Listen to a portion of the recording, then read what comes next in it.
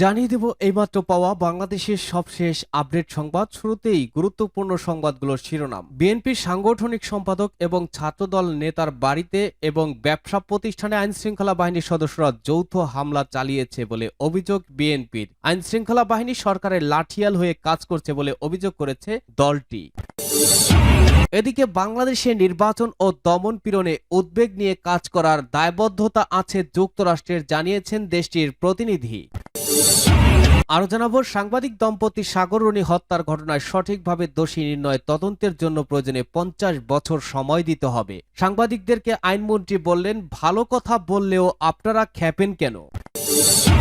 এবং সর্বশেষ জানাবো, দ্বাদশ সংসদ নির্বাচন প্রশ্নবিদ্ধ হয়েছে মন্তব্য করে জাতীয় পার্টির চেয়ারম্যান জি এম কাদের বলেছেন, দেশে বর্তমানে রাজনৈতিক অস্থিরতা বিরাজ করছে। স্বাভাবিকভাবে বুঝতে পারছি দেশের অর্থনৈতিক অবস্থা খুবই খারাপ। সংসদ নির্বাচন ছিল খুবই প্রশ্নবিদ্ধ।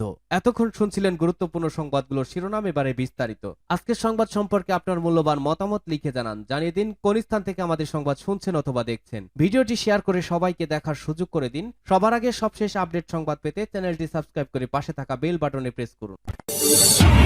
আইনশৃঙ্খলা বাহিনী সরকারের লাঠিয়াল হয়ে কাজ করছে, অভিযোগ বিএনপির। আইনশৃঙ্খলা রক্ষাকারী বাহিনীর সদস্যরা সরকারের লাঠিয়াল বাহিনী হিসেবে কাজ করছে বলে মন্তব্য করেছেন বিএনপির সিনিয়র যুগ্ম মহাসচিব রুহুল কবির রিজভী। শুক্রবার 2 ফেব্রুয়ারি গণমাধ্যমে পাঠানো এক বিবৃতিতে তিনি এই মন্তব্য করেন। রিজভী বলেন, নারায়ণগঞ্জ মহানগরের সিদ্ধিরগঞ্জ থানা বিএনপির সাংগঠনিক সম্পাদক মোহাম্মদ আকবর হোসেন ও ছেলে ছাত্রদল নেতা শাহাদাত হোসেন রনির বাড়ি ও ব্যবসা প্রতিষ্ঠানে আইনশৃঙ্খলা বাহিনীর সদস্যরা যৌথ হামলা চালিয়েছে। এ সময় বাড়ির লোকজনদের সঙ্গে অশালীন আচরণ ও নগদ অর্থসহ স্বর্ণের গয়না লুটপাট করেছে। এ ঘটনার নিন্দা ও প্রতিবাদ জানিয়েছেন তিনি। রিজভী বলেন, 7 জানুয়ারির ডামি নির্বাচনের পর দখলদার আওয়ামী সরকারের ছত্রছায়ায় আইন শৃঙ্খলা বাহিনীর সদস্যরা বিএনপি এবং এর অঙ্গ সহযোগী সংগঠন সহ বিরোধী নেতাকর্মীদের গ্রেপ্তারের উদ্দেশ্যে বাড়িতে বাড়িতে অভিযানের নামে নারকীয় কর্মকাণ্ডে চালাতে বেপরোয়া হয়ে উঠেছে। তিনি বলেন, আইন শৃঙ্খলা বাহিনীর সদস্যরা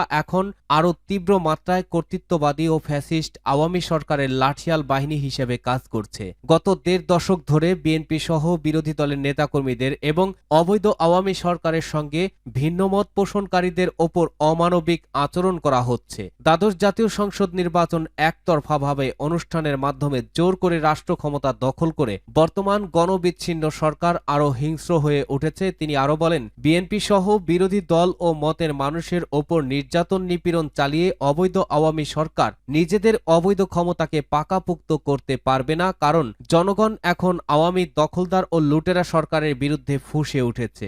অবৈধভাবে রাষ্ট্র ক্ষমতা দখলকারীদের পতন না হওয়া পর্যন্ত জনগণ আন্দোলন সংগ্রাম চালিয়ে যেতে দৃঢ় সংকল্পবদ্ধ।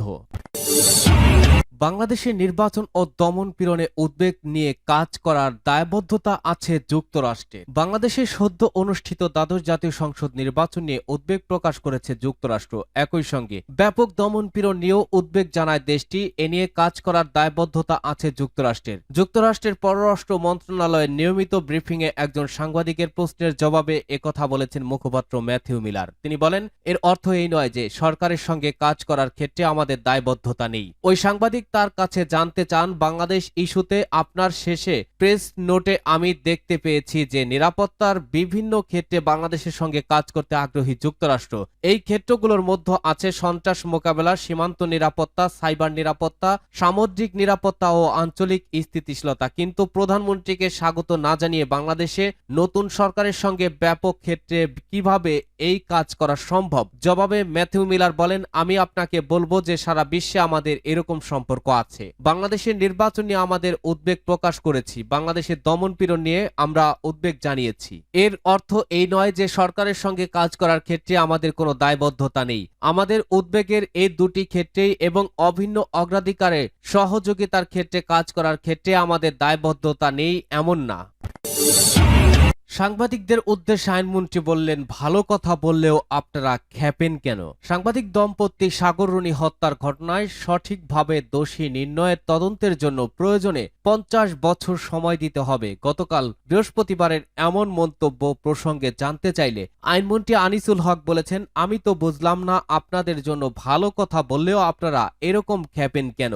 শুক্রবার সকালে ব্রাহ্মণবাড়িয়ার আখাউড়া রেলওয়ে স্টেশনে সাংবাদিকদের প্রশ্নের জবাবে তিনি কথা বলেন। আনিসুল হক বলেন, আপনাদের জন্য ভালো কথা বললেও আপনারা এটাকে অন্যভাবে নেন। ব্যাপারটা হচ্ছে, আমি বলেছি যারা সত্যিকারের এই অপরাধটা করেছে তাদেরকে ধৃত করার জন্য সরকারের সব রকমের চেষ্টা করতে যদি সময় লাগে এবং আপেক্ষিকভাবে আমি বলেছি যে 50 বছরও যদি লাগে, কিন্তু যারা এই অপরাধ করেছে, যারা এই খুনটা করেছে তাদের ধরার জন্য যত সময় লাগুক, কিন্তু তাদেরকে আমরা ধরবো, এই কথা বলেছি। আপনারা মনে করেছেন যে 50 বছর লাগবে। তিনি বলেন, আমার কথা হচ্ছে সুষ্ঠু তদন্ত হওয়া উচিত, আসল অপরাধীকে ধরা উচিত। আমাদের আইনি কাঠামোতে যেটা বলা হয় যে অপরাধী নয় তাকে হয়রানি করা যাবে না, প্রকৃত অপরাধীকেই ধরতে হবে, সেই কারণেই আমি এই কথাটা বলেছি। আর আপনারা গেলেন ক্ষেপে। আমি তো বুঝলাম না, আপনাদের জন্য ভালো কথা বললেও আপনারা এরকম ক্ষেপেন কেন? সংসদ নির্বাচন প্রশ্নবিদ্ধ হয়েছে বললেন জি এম কাদের। দ্বাদশ সংসদ নির্বাচন প্রশ্নবিদ্ধ হয়েছে মন্তব্য করে জাতীয় পার্টির চেয়ারম্যান জি এম কাদের বলেছেন, দেশে বর্তমানে রাজনৈতিক অস্থিরতা বিরাজ করছে। স্বাভাবিকভাবে বুঝতে পারছি দেশের অর্থনৈতিক অবস্থা অত্যন্ত খারাপ। দ্রব্যমূল্যের দাম বাড়ছে, সাধারণ মানুষের আয় কমে যাচ্ছে, প্রতিদিন জীবন জীবিকা নির্বাহ অত্যন্ত কষ্টকর হয়ে পড়েছে, মানুষজনের নাবিশ্বাস উঠেছে, কঠিন পরিস্থিতির মধ্যে দিনাতিপাত করছে, অথচ সরকারের সেদিকে লক্ষ্য নেই। তিনি বলেন, বর্তমান সরকারের সবচেয়ে বড় চ্যালেঞ্জ রাজনৈতিক অস্থিরতা ও দ্রব্যমূল্যের ঊর্ধ্বগতি নিয়ন্ত্রণ। সংসদে বিরোধী দলীয় নেতা ও জাতীয় পার্টির চেয়ারম্যান জি এম কাদের বলেন, প্রথম সংসদ অধিবেশনে আমি অসন্তুষ্টির কিছু কথা বলিনি। সংসদে বিরোধী দল হিসেবে দায়িত্ব পালন করতে গিয়ে স্পিকারের কাছে আমাদের প্রত্যাশার কথা জানিয়েছি, যুক্তি দিয়েছি। এখন অনেকে বলছে এটা বলার রেওয়াজ ছিল না। আমি বলি, রেওয়াজ মানুষের তৈরি, নতুন রেওয়াজ তৈরির জন্য মানুষই রেওয়াজ ভাঙে।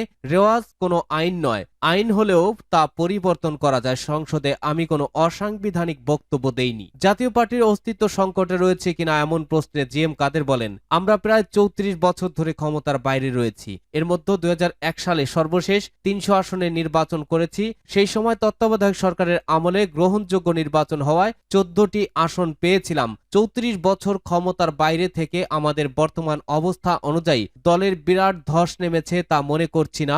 জাতীয় পার্টির মহাসচিব মজিবুল হক চুন্নু বলেন, বিরোধী দল হিসেবে দায়িত্ব পালনের আন্তরিকতা থাকলে, জনগণের কথা পার্লামেন্টে উপস্থাপনের ইচ্ছা এবং সরকারকে জবাবদিহির মতো স্পিরিট থাকলে বিরোধী দলের সংখ্যা কোনো ব্যাপার না। বিগত সংসদে বিরোধী দল হিসেবে জাতীয় পার্টিকে নিয়ে নানা কথা হয়েছিল, এবার যেন সেই প্রশ্ন না আসে, সেজন্য বিরোধী দল হিসেবে আমাদের যা যা করা দরকার তাই করব। বঙ্গবন্ধুর মতো সংসদ নেতা থাকাকালীন স্বতন্ত্র সংসদ সদস্য সুরঞ্জিত সেনগুপ্ত পার্লামেন্ট কাঁপিয়ে রাখতেন। বর্তমান বিরোধী দলীয় নেতা, উপনেতা সহ আমরা সকলেই একাধিকবার সংসদ সদস্য ছিলাম, অনেকে মন্ত্রীও ছিলেন, তাই দেশবাসী আমাদের উপর ভরসা রাখতে পারেন।